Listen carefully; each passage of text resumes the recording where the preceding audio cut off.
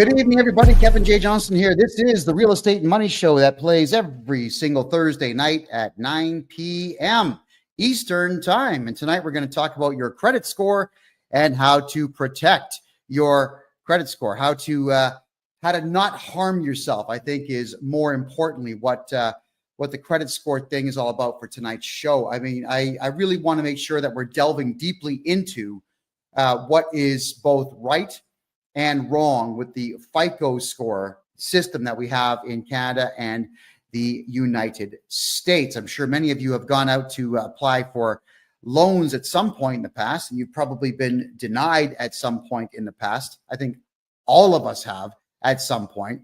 And with being denied a loan or just an opportunity even to rent, it's soul crushing. It's heartbreaking. And typically you have no idea why you've been crushed, why you can't get that loan, why you cannot rent that place, why you can't get the car lease that you want, why you can't get a simple $500 credit card. These are things that are very important to understand. Now, I don't have all of the answers because unfortunately, FICO score algorithms are quite hidden from the public. They don't really tell us what they're basing all the positive stuff on, but I do have some of what to do. However, even though I don't have all the positive stuff that you can do, I've got the vast majority of the negative stuff that you can avoid to keep your credit score in good standing. So first things first is you want to talk about how you can find out what your credit score is. There are two major corporations in North America that people will go to check your credit score when you're applying for anything, any kind of credit whatsoever, or any kind of lease or rent. All right, that would be Equifax, EQUIFAX, Equifax.com in Canada. It's .ca. And the other one is TransUnion. Now, as far as I am concerned, these are criminal entities. What they do is they give you a credit score, but you never ask them to. Isn't that strange? They have your entire credit history that you never asked them to create. They have a credit score for you that you never asked them once to keep on. They're keeping records on your spending habits that you've never given permission for them to do. But somehow, if you've got a social security number in the States or a social insurance number in Canada, somehow they will know that you have these very things. So how do we combat this nonsense? And it is nonsense. All right. For TransUnion and for Equifax, all of you have to find out what your FICO score is. It goes, I think as low as 300, it goes all the way to 950. If you have a FICO score of 750 or higher, you're going to be pretty good at getting bank loans out there. And there is a way to get that to happen. I'll cover as much as I can in the next 52 minutes because it's only an hour show, everybody. How do you get your score? Well, Equifax and TransUnion, because of whatever deals that they've signed with the government, have to give you one free credit score of your own each year. So you go to their website, equifax.com or .ca, transunion.com or .ca, and you give them your necessary identification. Don't use a driver's license. If you've got a passport, always use your passport for any form of identification in Canada. Anytime at all that you want to know or do anything for that matter, it's passport only. It's nobody's business where you live. I know that a lot of you out there don't think that you've got the right to have your driver's license go to a PO box, and many of you can't afford to have one, but maybe 10 or 20 friends should all get together and have a PO box, split the cost, and send your driver's license there, just so that there is nobody spying around your house looking for what you got. All right. And the reason I say that is as a podcaster, unfortunately, when I was podcasting in Calgary in 2021, everybody in the city knew where I lived. They all knew that there was going to be a podcast taking place there. So we always had to double lock and triple lock our doors. So we had the front door was locked. We put a steel cage over the window of the room that we used, and we installed an extra door in the hallway and put a lock on that just to buy time if anybody chose to break in. It sucks when people know where you live. So don't let anyone know where you live. But you are allowed to get yourself that free credit score, and you got to find out everything on that credit report that is harming you. Now, you have the right to object to everything on your credit score when you get it. Now, don't be silly and object to everything at the same time. What you got to do is you got to pick on small stuff. So what you got to look out for is late payments on credit cards. You got to look out for a bill you didn't pay and figure out who it was you didn't pay it to. You got to look for what's called the R9. R9 is when you just completely abandon a debt. All right. How do these things get there? Well, people that you didn't pay will put it there. Sometimes people you don't like will put it there to damage your credit score, damage your reputation. So you want to begin writing simple letters, send them registered mail to Equifax saying that you have no idea what that is. It seems like it's either erroneous or it's fraudulent. Please remove it. And they are obligated at that point to prove that there was a debt. You don't have to prove there is no debt. They have to prove that there is one. If there's going to be an R9 or any particular type of complaint on Equifax or TransUnion, you've got to demand in your letter, what is it? Who's the contract with? Where did it come from? Why is it there? And they've got to prove all that. If they can't prove it, you have to demand you deal with this in 30 days or you must remove it, and they will remove it. R9s are a bit more difficult if it's a credit card company, because obviously the credit card company will be able to prove it, but we can still argue it. You want to make sure that each time you get something off your credit score, that you send another letter in complaining about the next thing. Get your credit score to be patched up as quickly as is possible. Now, what is it based on? Well, here's a graphic, everybody. I got to put this white piece of paper here so you can see all the numbers. All right. 30% of your credit score is based on the amounts that are owed. 10% is on new credit that you acquire. 15% is the length of your credit history. I'll move the microphone here. 10% would be credit mix. It's not really defined all that well. And 35% will be your payment history. Okay, where do we begin with this? Let's say you just are starting off in life and you want to build some credit. How do you do it? Well, you would apply for a simple credit card, get yourself the minimal amount, which is a $500 credit card. They usually will just give those out to everybody. They really will. Go to a bank machine, take a cash withdrawal, hide the money somewhere. A week later, pay it off. Do it again, pay it off. Do it again, pay it off. Just keep doing this. So while you're taking cash withdrawals on your credit card, don't make purchases because you got to pay for the purchase. You're taking out cash and you're going to put it back on. Yes, you're going to pay a transaction fee, depending on the machine, $1, $5. It's going to be something like that, but you're building credit. You're building a history of paying your bills to a major creditor. Then you'll go to a bank, you'll open up a bank account, and you'll ask for a very small bank loan. Let's say $1,000. Why? Oh, it's for school and I got to buy a laptop. Oh, okay, that's fine. They'll get it to you. Don't spend it. Put the money in a hidden, hide the money somewhere that no one's going to find it. Make 3 payments and then go pay it off. Now you got to ask for $2,000. Repeat the process. Make 3 payments and then pay it off. Don't spend the money, because then you have to go out and earn that money. And now what you're doing for your credit score is you're building credit score points up. And it works. Eventually you'll get a $5,000 loan, then 10, then 20. You're going to keep doing this until you actually need to borrow on something in the future that will improve your life. Like, let's say a car, a truck. Don't buy those. They depreciate. Better yet, a house. Or you could lie and say you need a loan to buy a house, but then just go ahead and buy a ton of Bitcoin. And when the Bitcoin appreciates, pay off the loan. All right. You always want to make sure that if you're building credit, that you're constantly paying these loans and these credit card debts off. And it's all about borrowing money, not spending it, and then paying it off within a timely fashion, we'll call it, within a good period of time. But what they don't tell you is, let's go back to this chart here, is that new credit is only 10%. All right. So it's only 10%, but 35% is your payment history. So if you get small amounts of credit here, like 10%, and then here, you get 35% based on your actual payment history, 45% of your credit score could be based on your decision to take money out on your credit card and pay it off, take out small bank loans, and pay them off.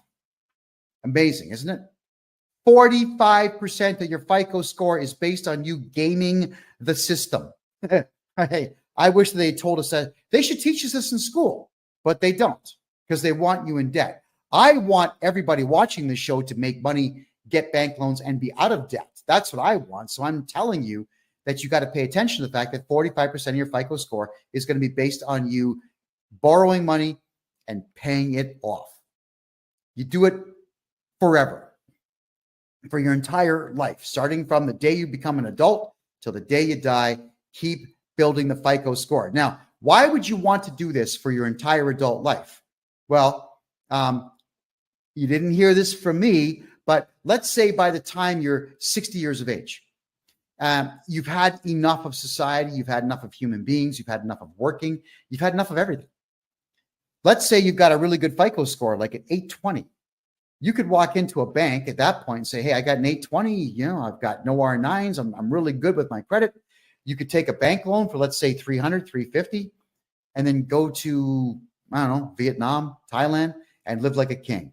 Don't bother paying it back. So what you're doing here is you're building your credit up to the point where you can just borrow a huge amount of money and retire. There you go. I'm not saying you should do that, and I'm not saying you should aspire to rip people off, but I'm saying you've got the option to do it should you decide that's the way that you want to get yourself into retirement. Why would you want to do that? Well, because Canada Pension Plan is going to be empty by 2032, so it's not like you're going to get a pension, and it's not like Social Security is going to be doing any better. I think, personally speaking, that the Social Security in the United States is going to be empty by 2040. I don't see a way to keep it afloat. It's a big Ponzi scheme, and it's running out of money. And now that all the illegals are going to be collecting it, good luck, America. So you're paying all these taxes into this system, and you're not going to benefit from it. So why not have the adult plan to have that money ready to be able to be borrowed by the time you hit that age, so you can disappear with that money? I mean, look, when a bank gives you a loan, it's not like they're taking money from the system and giving it to you. They are creating it right there on the spot. It's called fractional reserve banking. So when you get a bank loan from the bank, they put a lien on your property, but they just create the money. It just gets created from nothing. So let them create $350,000 for you when you're retiring, and then go somewhere else and spend it. Enjoy life. Live it up. You've earned it. All right. So if you've been paying into the tax system, which I don't recommend you do, I recommend you hire me to be your tax guy and not pay tax. But if you've been paying tax or paying into the system all these years, benefit from it.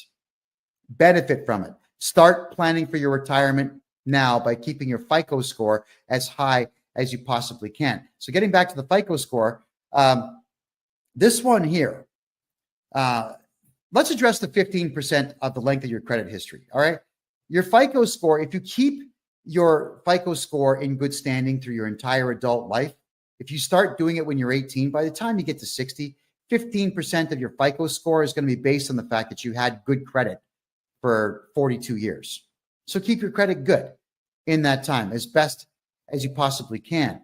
But this is the one here that I want to warn everybody about. 30% of your FICO score is based on the amounts of money that you owe. Now, this is where I can really help you out. You got to remember that the way that the credit companies do this is that they've got hundreds of things that go against you and just a few dozen things that help you. Equifax seemingly is in the business of destroying you. Equifax seemingly is in the business of keeping you down, of not allowing you access to the capital that you need to become wealthy.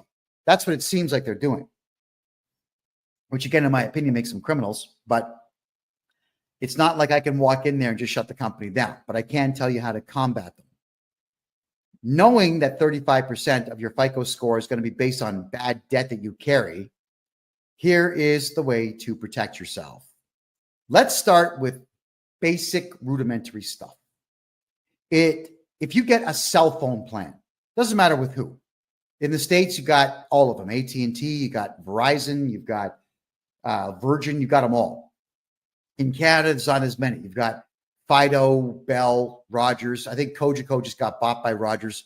There aren't many.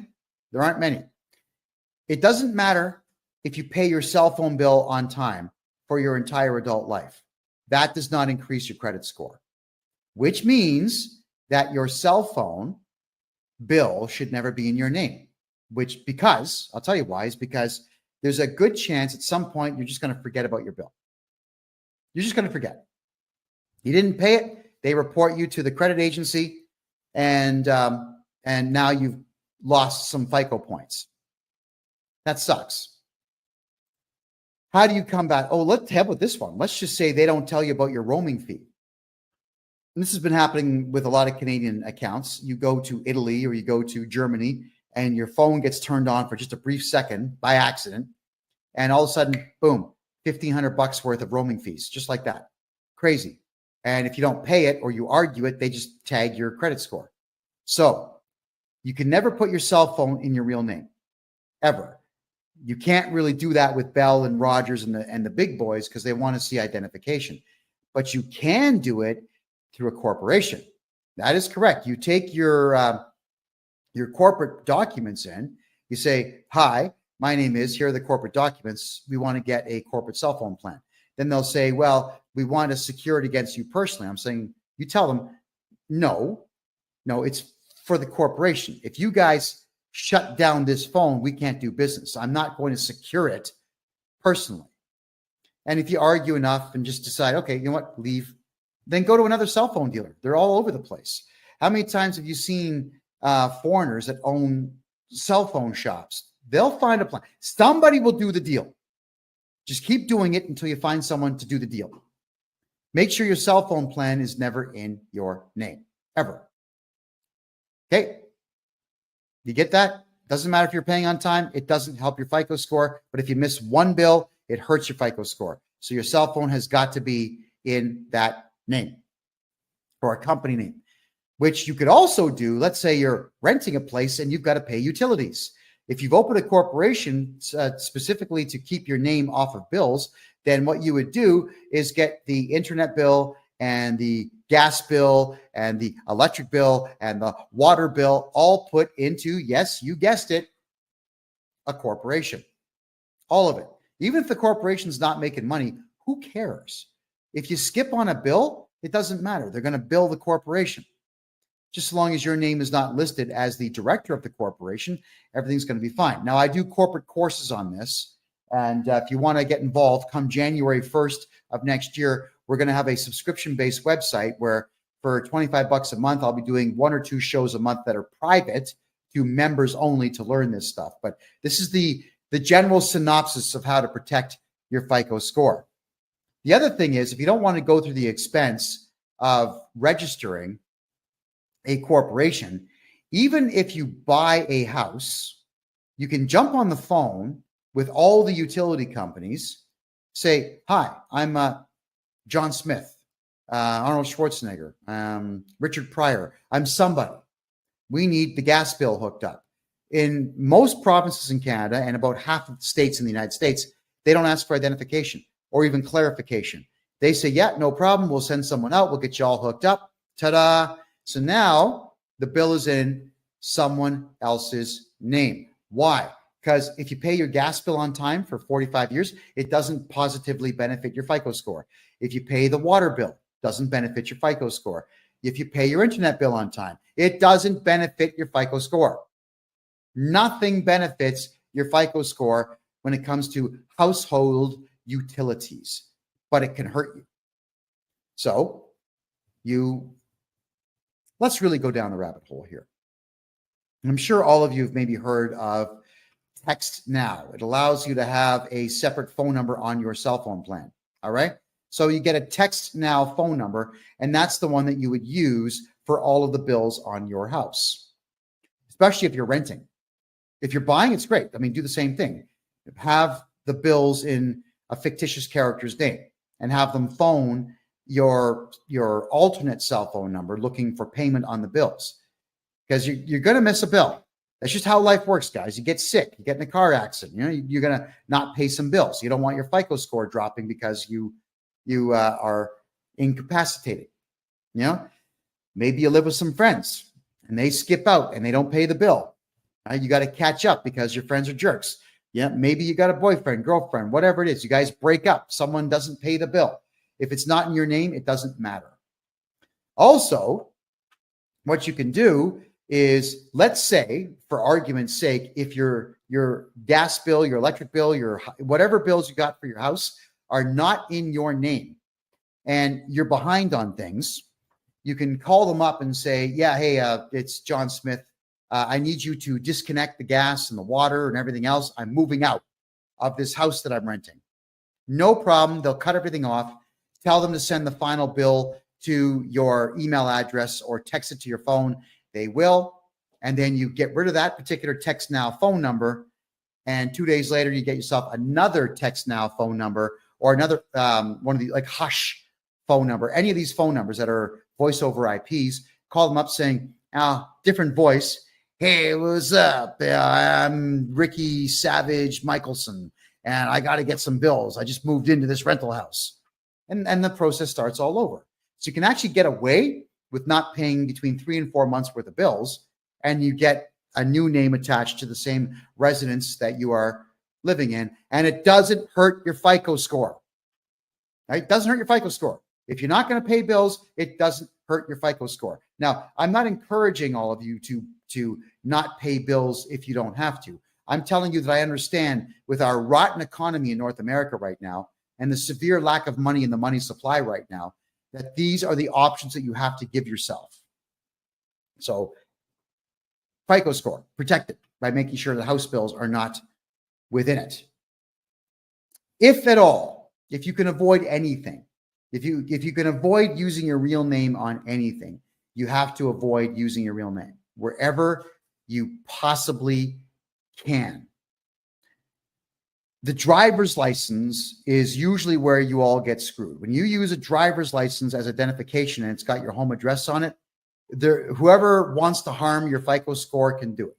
If you absolutely have to show identification that's got your name and face on it, passport every single time. If you have an expired passport, keep it, because you can use that. If they say, we want to see 2 pieces of ID, 2 passports, and they might say, well, one of them is expired. So there is no law that says you can't show expired identification. The only problem with an expired driver's license is that you can't drive with it, but you can still use it as identification. The only problem with an expired passport is you can't fly with it, but you can still use it as identification. Any photo ID card in Canada that expires can always be used to identify you. You just can't use it for the prescribed use that it's for. So don't listen to anybody's crap when they tell you that you can't use that expired driver's license, health card, passport. You can.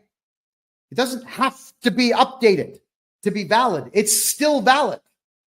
And that's the beautiful part of identification. So if your passport is going to expire, order a new one and don't take the old one in and turn that in. Whenever you get a new driver's license, anywhere in Canada, you can say, I lost it. I just lost it. Can I have another one? Keep the old one. If you're able to, have all your identification go to a post office box. Or, if they don't like to use P.O. box in the address, fine. Then go to mailboxes, etc. UPS store. Go to any of the retail mailbox places and get yourself a mailbox and use that. Because if you go to the UPS store, for example, then what they do is they actually have an address. 7400 Main Street, suite number 404. That would be your box number, but it won't say box number. It'll say suite number, which is exactly what you want to do. I can't stress enough that this is no longer the 1970s. In the 1970s and the 1980s, people would ring your doorbell to say, hey, I'm happy to see you. Like, thank you for your friendship. And that was it. There was never anything nefarious that people had in mind when they would ring your doorbell. Back in the days, people would ring your doorbell. You just open the door. Hi. Like, it was a surprise. You're excited. Someone's here. And then eventually towards the end of the 1980s and the beginning of the 1990s, every third person ringing the doorbell was some solicitor trying to sell you something. So you had to get really good at yelling at people saying, get out of here. And it's annoying to have someone, unfortunately, they are legally allowed to do so. The law says they can ring your doorbell, but they have to leave when you tell them to. I don't want to get out of my chair or stop what I'm doing to answer the door for someone I don't know. I really don't, but it is what it is. And now, 9 times out of 10, when someone knocks on the door, it's someone looking for money, or it's the cops asking you why you said that thing that time on social media, or the cops are saying, well, someone complained about your car and we're here to investigate, and so on. Yeah, it's someone looking to gain money or leverage from you or on you these days. So unfortunately, with the way the world is these days, you want to make sure that nobody has access to your front door anymore. This is not to do with your FICO score. This is just you personally protecting yourselves. If you have the means to build a cage in front of your front door these days where someone has to enter the cage to get at your front door, I strongly recommend that. It's sad that our society's crumbled that way, but it has. So you cannot let people have leverage on you. And that's the same thing with phone calls that come in. I can't stand the fact that if you have a landline in Canada, you get absolutely bombarded by people from outside the country trying to sell you something and asking questions. And unfortunately, Canadians and Americans, they're high trust societies, so people answer questions. Like, don't answer questions to people that phone you. They're fishing for information to steal your identity. Start hanging up the phone. It's regrettable, but we have to unfortunately go to cell phone plans and not have landlines, specifically to not get phone calls from solicitors. And when you do buy something online, or you give information online and someone else starts tagging your credit card to buy stuff, it can harm your FICO score. Got to be very careful who you give your information to. So please do not give your home address to anyone. Do not use your driver's license as identification for anything. If you're in a rental house, use fake names to get utility bills done. Passport only for ID for anything. And if you can avoid using your real name, avoid using your real name. And even for things like signing your kids up for sports. Yeah, you've got to give your kid's birth certificate up. But when they say that we want to see a hydro bill to prove that you are living where you say you are, no.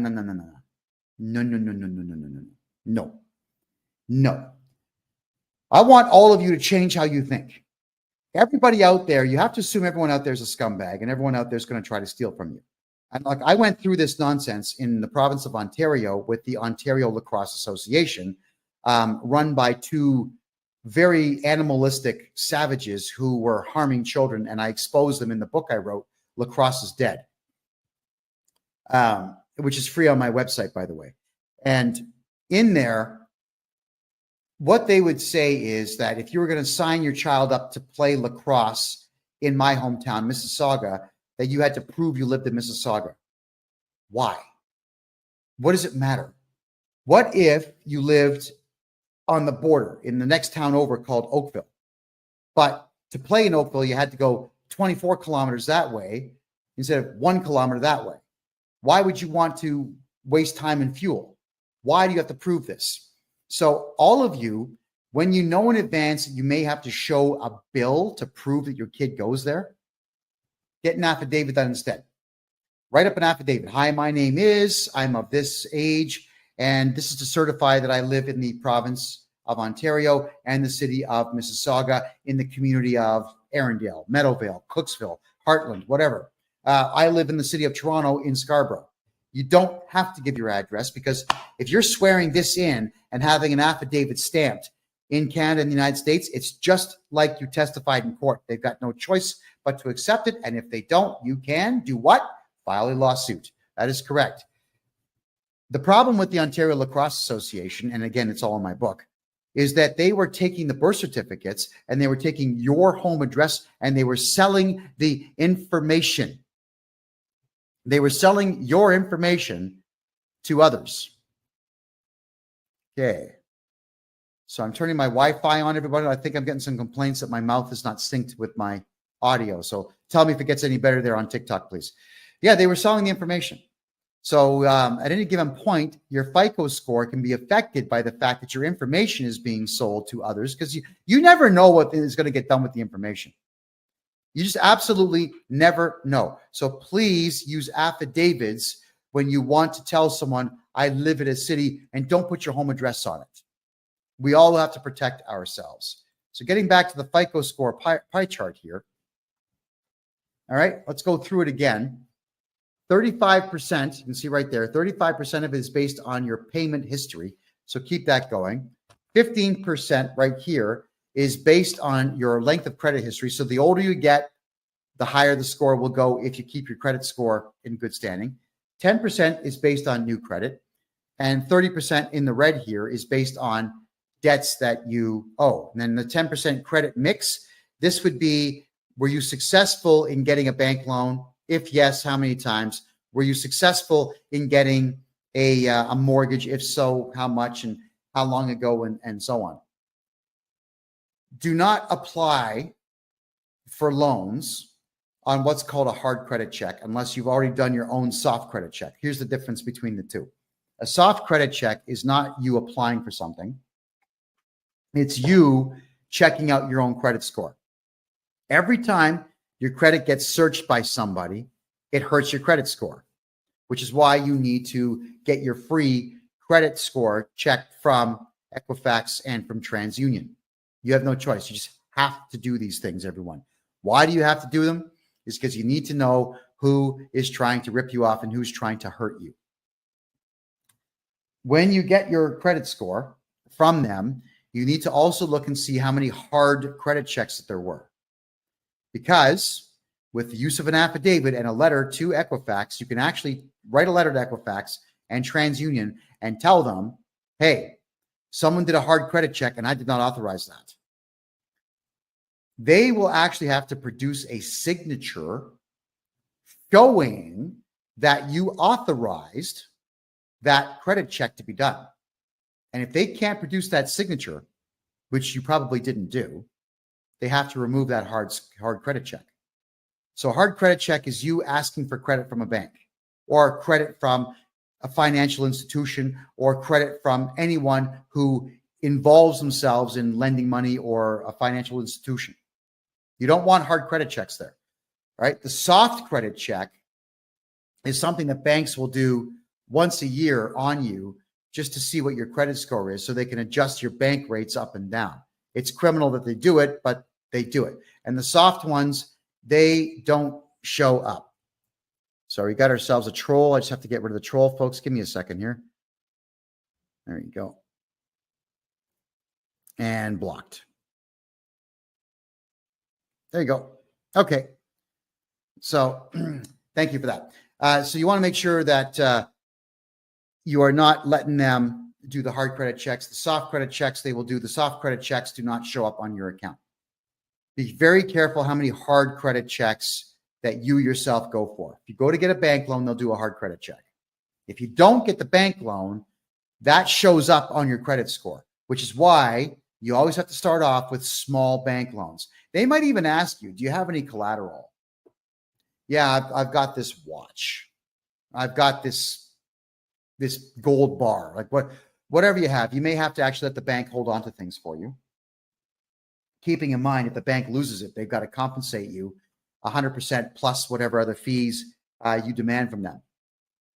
So yeah, secure the bank loan with gold or silver or jewelry if you need to. But start building your credit using the methods that I have talked about. Hard credit checks, you got to get rid of them all.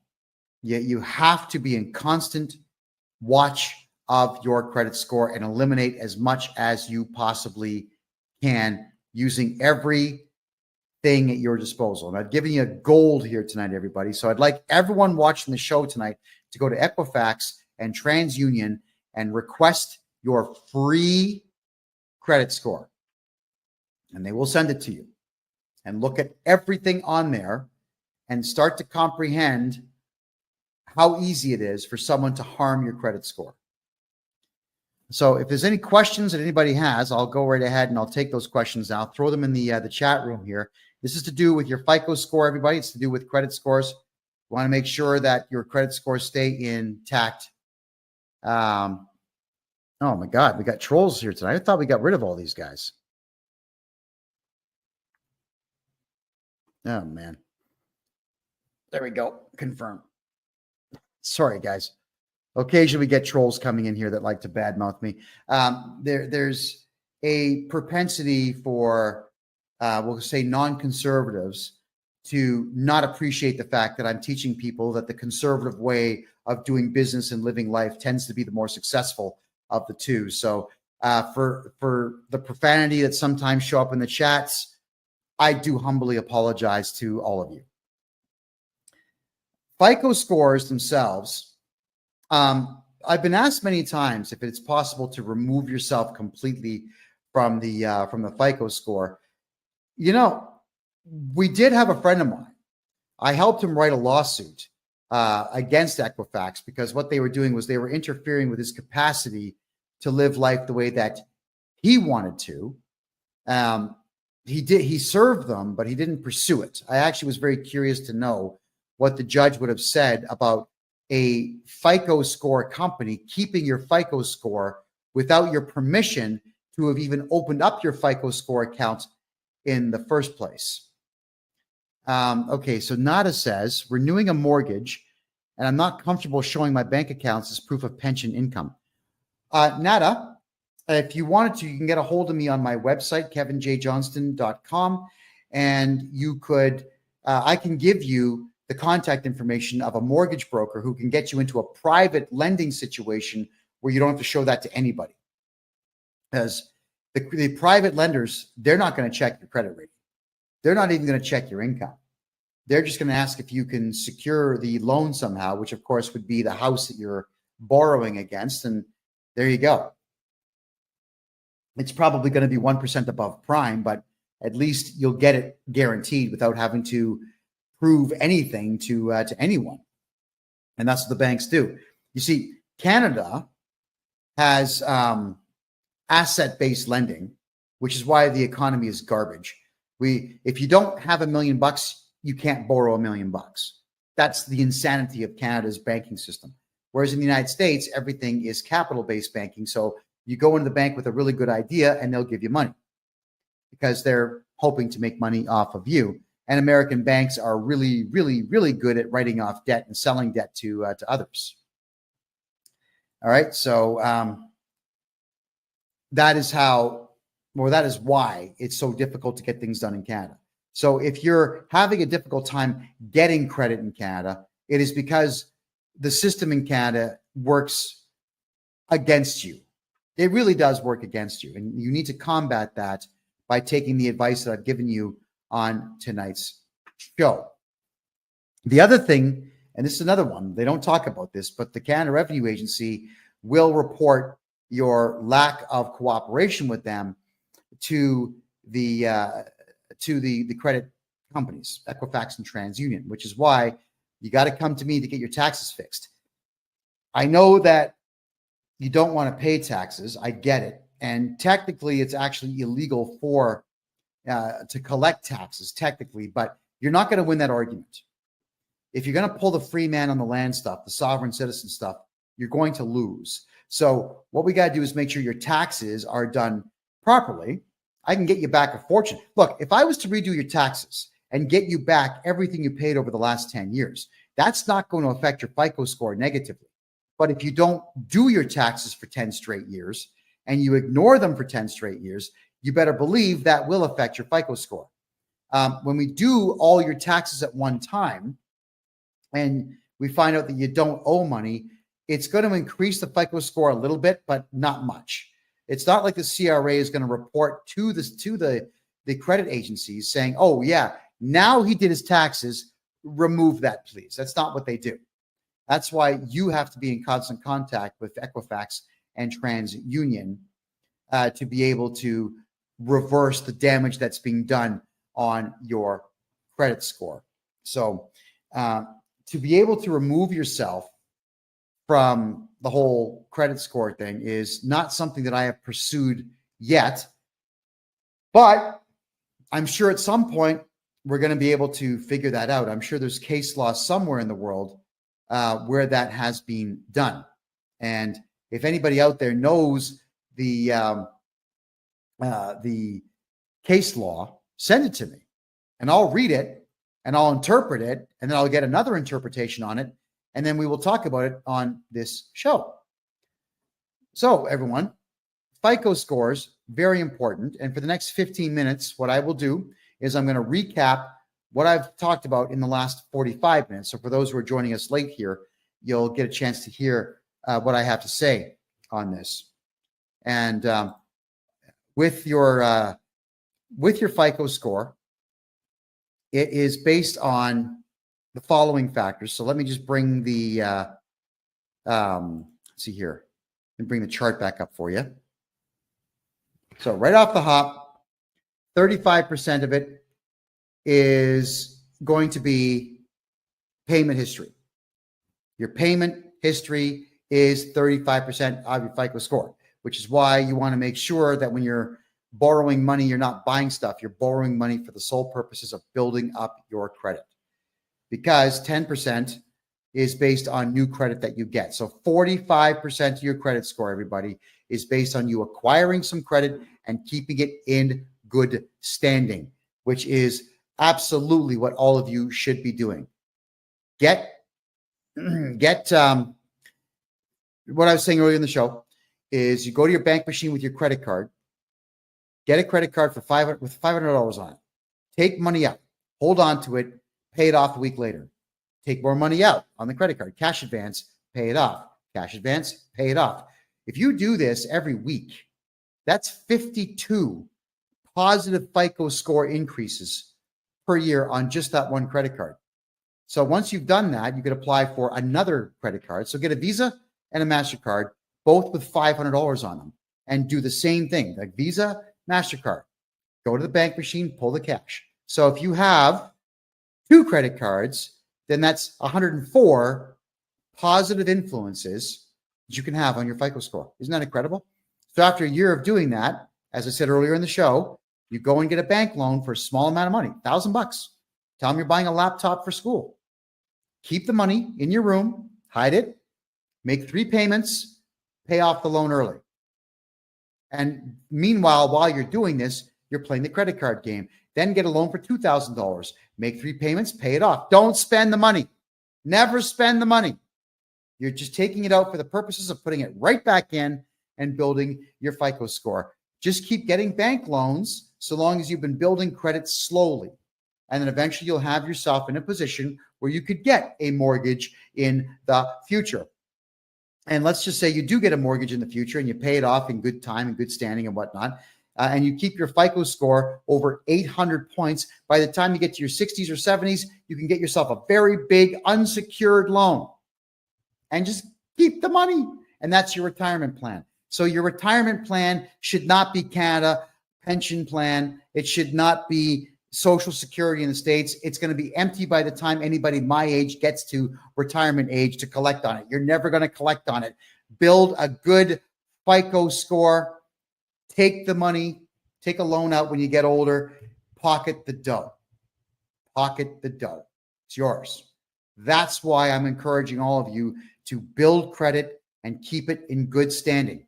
When you rent a house or you buy a house, none of the utility bills in that house should ever be in your name. Just in case you forget to pay a bill, you get sick and you can't pay a bill, you lose your wallet, you can't pay a bill, you get robbed, you can't pay a bill. If it's not in your name, it doesn't matter how late you are. It's never going to affect your credit score negatively. And that's exactly how you should want it, where it never affects your score negatively, period. Cell phones should never be in your name because at some point, I promise you, you will miss a bill or you're going to go over on your data or someone's going to ghost your phone and they're going to use your data. You got a big bill and you can't pay it, never in your name. And if that means that you need to get prepaid phones, then so be it. Not a problem. And for those who want to buy a property here in Panama, everybody, get a hold of me on my website, kevinjjohnston.com. Now, how do you not use your name when you're getting bills? In Canada, it's real easy. When you phone up saying, hey, from an alternate phone number, like a hush phone number or a text now phone number. Hey, what's up? My name is Billy Joe Jim Bob Barker. and I would like to have gas in this house. I'd like to have water in this house. I'd like to have internet in this house. So my name is Billy Joe Jim Bob Barker, and the address is 123 Jason Street. Come and install it, and they will, because the utility companies, they're all greedy. They'll just come and install it. Never in your name. Never in your name. Because, and I don't like to encourage this, but I'm just saying, in case you have to book it fast, you got to move out fast, just get out, and you don't have to pay those bills. Hotmail's free, Gmail's free. Whenever they ask for an email address, give them an email address. It's like not fake. It's valid, but that's the one that you're going to use for those particular sets of bills. And that way your FICO score never gets hurt because you have missed bills or you skipped out on bills. It's a rough world out there. It's a very rough world out there. And quite frankly, with the nasty and useless service I've gotten in the past from Enbridge, Gas in Canada, from EnerSource, from all these companies, from Bell Canada for phones and whatnot, I don't care about them. These are multi-billion-dollar corporations that are multi-billion dollars corporations, not because they're good at what they do, but because they were established more than 100 years ago. So they've had 100 years to amass wealth. That's what it is. And do I care that the founders of the company may not like the fact that I'm not paying the bill? They've been dead for maybe 50 years. Who gives a crap? I don't care about massive conglomerate companies.